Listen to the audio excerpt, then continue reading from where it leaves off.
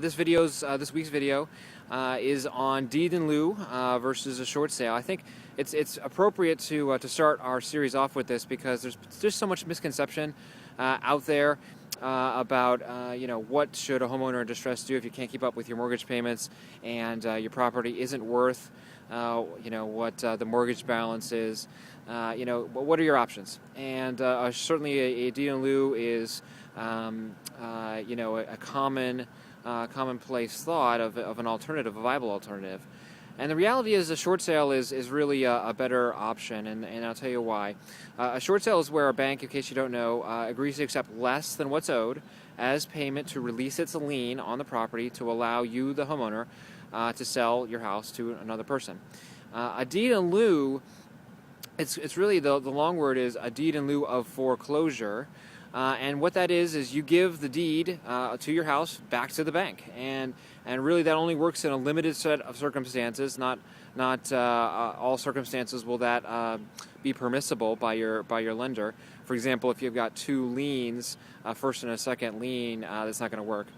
But it's a foreclosure. It shows up on your credit as basically as a foreclosure. It's a tiny smidge bit better, but for all intents and purposes, it's a foreclosure.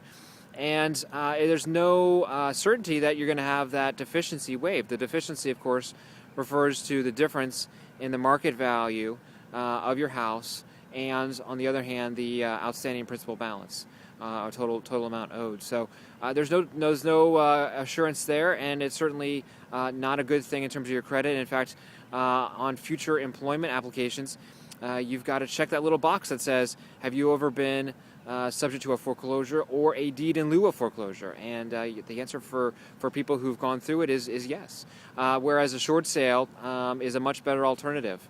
Short sale, at least you've got a bite at the apple, getting that deficiency waived. It's not a foreclosure. It's better for you on your credit, and sometimes your credit can actually improve after a short sale, contrary to perhaps popular belief. So it's definitely a better option. There's not as much of a stigma, of course, attached to it as well.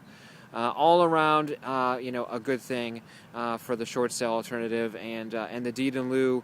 It fits in certain limited circumstances, but by and large, if you're underwater in your mortgage, definitely look to do a short sale before a deed in lieu if you can.